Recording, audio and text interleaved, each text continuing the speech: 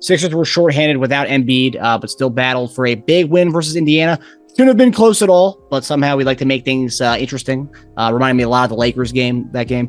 But as good as Harden's offense was, it was his defense that really helped us win down the stretch. Harden noted after the game, he said he took it personally when Indiana targeted him on pick and rolls and wanted to step up. So I got two questions for you guys. Were you more impressed with Harden's offense or defense against the Pacers? And do you think Harden's lackluster defense throughout his career has been more about ability or is it effort? Well, I mean, I think I was just happy that we got to win. Doing whatever is necessary to get the win, whether that would be offensively or that would be defensively. You need to stop, we got to stop. You need a bucket and play, we got to play. So I don't really think it's one or the other. I just think it was just a combination of when we needed to play, he made some plays. I'm a firm believer that defense is a want to. It's also a know-how, and it's also a dedication. And that probably the fourth thing is a coach holding you accountable to do that. But I do feel that James could have been better in his career, but I do think that coaches hid him purposely. So if you kind of get used to being hid and guarding the guy that's not as active and you're not putting a lot of pick and rolls and you don't really have to do it, or they switch a lot or do different things to kind of accommodate you. You kind of get used to playing that way. Yeah, it's true. But I do think that he's more capable than what's been shown, because the defensive concerns that people have had about him didn't follow him into college, and it wasn't there as early in his career. Like, you didn't hear those things. Yeah. So I think it was more of the load he had started to get in Houston. It was sort of like, if you want me to do all this, then I got to pull back somewhere. Exert your energy playing offense, James. Go ahead. Was, to me, was sort of the, what suffered. But I don't think it was because of know-how. They actually built their teams to enable the poor defense. No, it was just, lack of the ability to play with that much, energy for everything he was asked to do offensively. Mm-hmm. But you're seeing that with a lot of guys in the league nowadays. Yeah. Donovan Mitchell comes to mind because he was actually touted as like kind of a borderline two-way player for a while. Like he had the makeup, he had the long arms, but then he just started becoming like a, shoot 25 times a game, hold the offense down for the Jazz. And the Jazz had such a defensive team around him anyway. You didn't really need him to be the exert all your energy playing on-ball defense guy. So I did see a tweet yesterday that said Harden's defense allowed 33% against who he defended. He had 2 blocks, a steal, and healed Mathurin and Naismith to combine 2 of 13. So between that and going for 26, 6, and 8, shooting just under 50%, I'd say defensively I was more impressed because I've seen him do that offensive so much. He does it all the time, right? So it doesn't, he spoils us because it's like he makes 26, 6, and 8 look routine. So what was the second question? I agree with your assessment there, Eric. I think he can. I think like he kind of even said it when in his comment. He was like, I didn't appreciate being targeted in the pick and rolls with Halliburton, so I turned it up a notch. You mean you play defense? Like, you didn't really turn it up. You turned it on. It was off, dude. You just, oh, shoot. It was like the Christmas Vacation when they flip the switch and all the lights come on. It's like, all you need to do is just flip the switch in the garage. That's all you need to do. So, yeah, it's kind of funny to hear that. Him kind of admit that, unknowingly. But, yeah, again, it was a good win. And Indiana, they made a deal or two. They could be a tough team, man. They have some good pieces on them. They're not there yet, but we've seen them. They played us tough. They beat some really good teams in the past 2 weeks. They could be a tough team. Tough team to do what? Tough team to take the number 2 seed to like 4 games. That's what I'm looking at them like, yes, they got a nice little young group. They play well together. They play hard. And I told you Rick's a really good coach. Yeah. But I can't see them beating any teams 4 times. Nah, they could take a game. I'd be very surprised if they beat anybody in the playoffs 4 times. I would be surprised. It's possible, but I would be surprised if they did that. I'd say win a game. I'm saying being that they're a 6th or 7th seed right now, which means that most likely all of their games will be against the top 4 or 5. Yeah. Mm-hmm. All of their rounds. So that's why I don't see it happen. Do I think they can beat some teams that are fighting for position with them? Yes, but I just can't see them beating 1 through 5. And if assuming we're one of the 5 and us and the Nets and they'd get smoked by the Nets. You know what I'm saying? Like I don't see it. Might steal game from a Middleton-less Bucks, but I think they can win. They can win the game, but I'm talking about winning the series. Yeah, no, I don't think they'll win the series. I just for a team like that at this point, even winning like a game or 2 against like a top level talent would be pretty good, considering I don't think anyone had any expectations for them coming into the season. Yeah. So they went from about to trade Miles Turner to now they're going to maybe re-sign him. So it shows you how their outlooks change too, right? Well, that's what winning will do. Yep. Yeah, wasn't in the package of like a Buddy Hield and Miles Turner for something with the Lakers. That was not the rumor. At one point, they're not doing any of it. We don't know what that rumor is. We don't know how true that is. That's true. That could have just been the Lakers trying to drum up any kind of attention and positive news for Westbrook trade. So I don't even think it was the Lakers because there was no way the Lakers could turn that trade down. Like I just don't. Mm-hmm. For giving up a draft pick, I just don't think that they could be like, no, we don't want that. Yeah. You get a big and you get a shooter, which you say you need, and you don't give it up because you want to not give up a pick. Yeah. They didn't want to give up their $50 million 6-man. Come on. Like, I don't know. I don't even think it was a Russ thing because Russ, being the last year of his deal, is very attractive to a lot of teams. True. Yeah. That deal is like I said, it's going to be attractive because it's a contract that people can shed salary. Mm-hmm.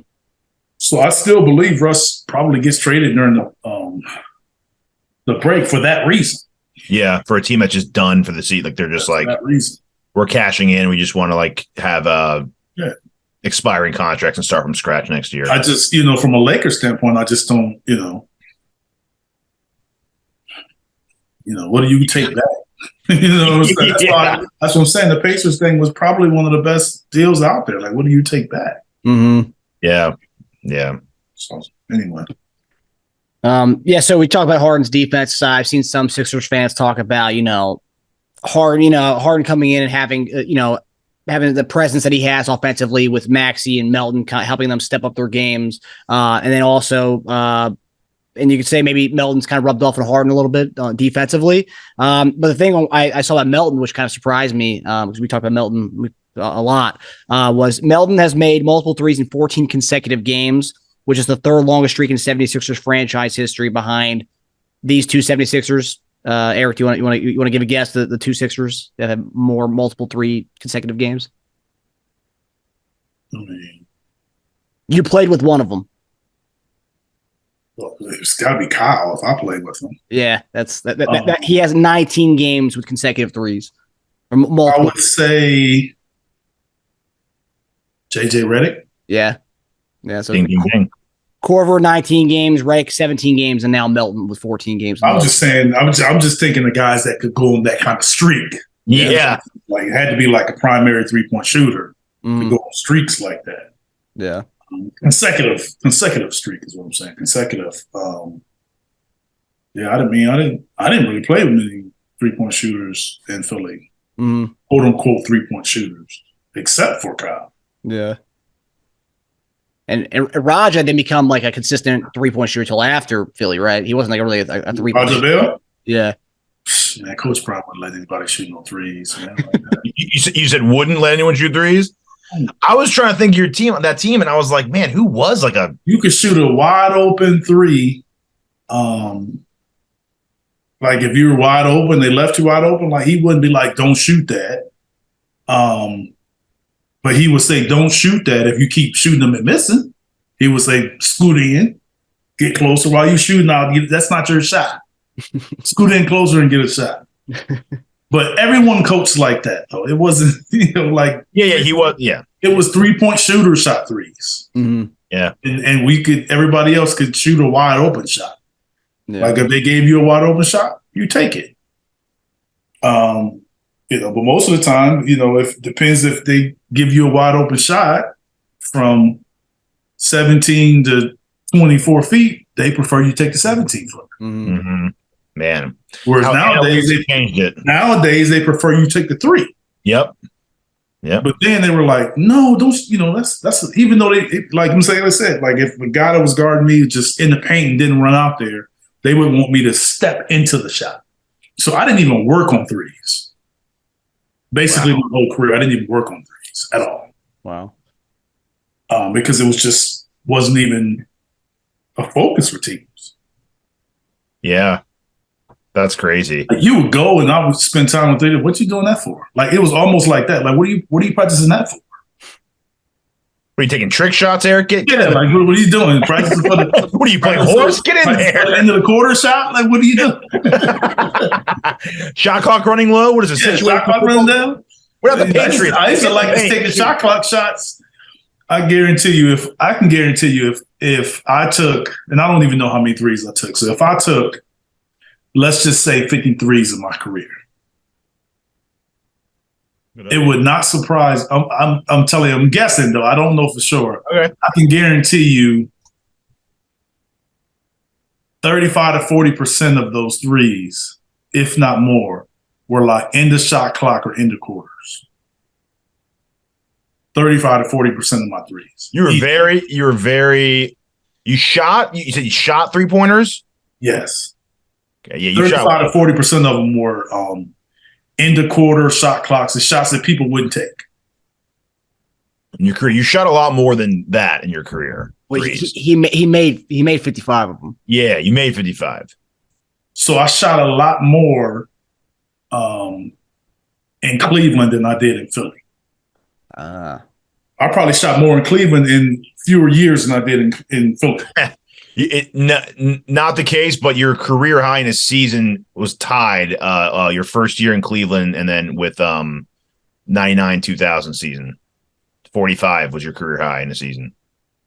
But that same year, though, you made 13 threes with Cleveland, but you made 11 with Philly. Yeah, that was your highest percentage, I believe, that season in Cleveland. And I'm telling you, in those years, if I didn't take those shots, the guys jump up and then they let the clock run out and be like, hey, and then they throw it up there. Yeah. Those shots.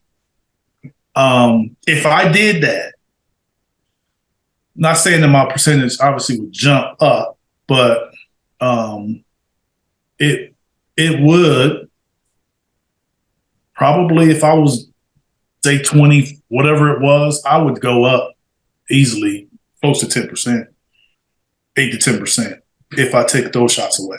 I felt that I could have been, analytics wise, I could have been a 33% shooter. What they told me, I firmly believe that. If I worked on it, because I worked on the twos, and it was hard back then to shoot. Back then, if you shot 40% from the field, you were considered a decent shooter. Yep. Because it was so hard to score. That's true. Yeah, I mean, it's just so different. Yeah, it's crazy, man. Like from what you're describing with the percentages and ticking down percentages based on like last second heaves from a 3-pointer, that's almost like what guys do now with like half court shots. They have to decide, should I get out this half court shot or I don't want to play my percentages? It's like back then that was like 3-pointers. Like, nah, I'm not taking this. That's why I'm saying I'm looking at how amazing these guys be shooting from so deep. It's like amazing to me. Like they just they just do it with such ease. Yeah. From so deep, like I wasn't physically gifted. So, you look at how can I see it? You see like that, like that's the furthest back my wrist go. So I could never be really a deep shooter. Look at a guy like Steph Curry. Like Steph Curry's hand goes back here. It's like crazy. It flicks. Yes. So I played with that since I was probably in middle school, high school, and I had a wrist injury and, never really got it fixed. But Coach Brown used to always tell people that story. I'm like, why are you telling people that? Oh, this is why Hurricane. So if you can see there's pictures that I had. There's an icebreaker. I'm like this, and the ball is like rolling down my hand while I'm shooting. Man. So, yeah, it's, he used to love telling that story. I actually was going to bring this up earlier in the first question when you were talking about how coaches can enable a guy by hiding him and stuff. I was going to bring up Brown. That would not be Brown's style, right? Brown would not encourage that. We wouldn't. Well, I mean, we wanted to win, so he would necessarily, like me offensively, he wouldn't necessarily hide me, but he would put me in position to, if I had to take a shot, I'm taking a shot from the places that I'm more comfortable. Mm. You know what I'm saying? So he didn't really stash me in the corner because my best shot was top of the key for me. That was my best shot, my best percentage. Like I said, I'm guessing. Like, I don't do the analytics now. I can believe that I was above 50% from that area. Okay. So he would try to put me in position to get my shots there. Defensively, I would say hiding AI. We would try to put Allen in position where he didn't have to do the things that he wanted to do, like play the guard, defend the pick and roll. Yeah. So if it was a guy that, like, we played Milwaukee, for instance, Allen didn't really like the guard to pick and roll, and he didn't really like guys to post him up. So that's why he wanted to front everybody. So that's why I guarded against Milwaukee. That's why I guarded Sam Cassell, and he guarded Ray Allen. Because he liked guarding those guys. That's why I guarded Mark Jackson, and he guarded Reggie Miller. Mm.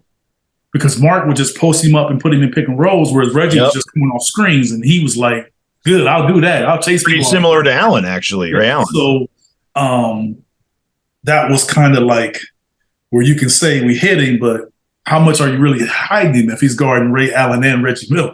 That's true, yeah. You know what I'm saying? I guess so I think we didn't really, it wasn't necessarily hiding him. It was just kind of like finding the right thing matchup to help people. Yeah. So,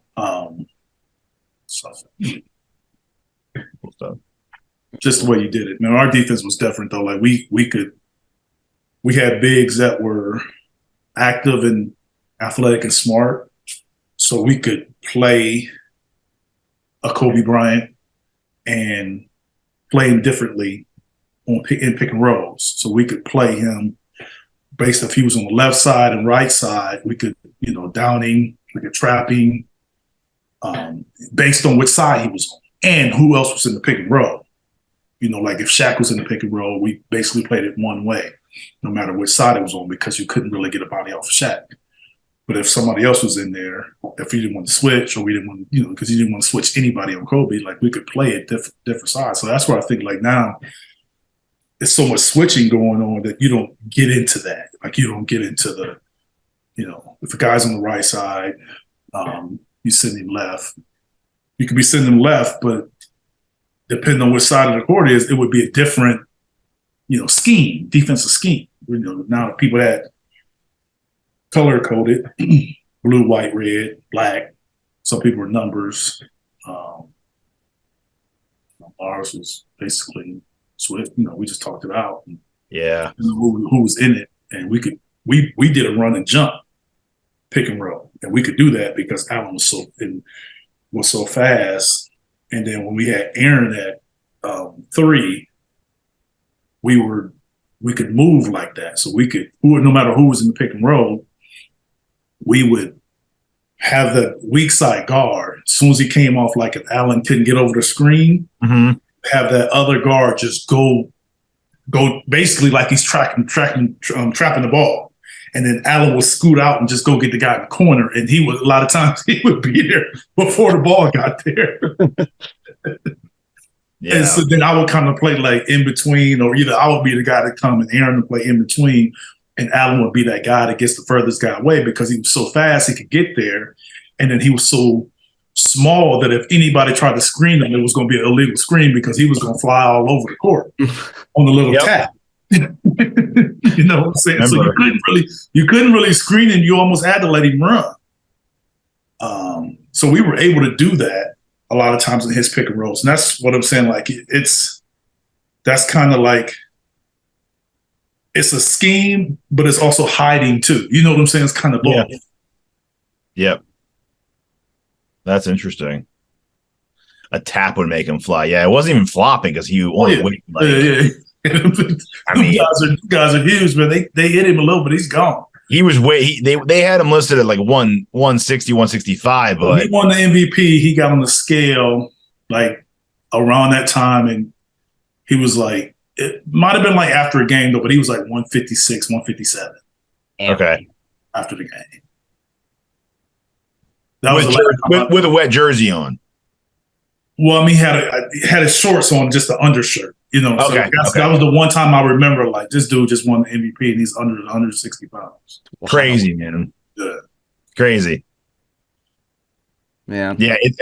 Yeah. AI was crazy because he was like a normal dude's size. Like, that's what a lot of people were amazed. We would go in hotels, and that was the one thing that when we would walk in, that was the one thing that like people were like amazed that like, I'm bigger than them. Like, you know, it's like you heard that all the time. Like, man, look how small he is. I can't believe how small he is. It's crazy. Yeah.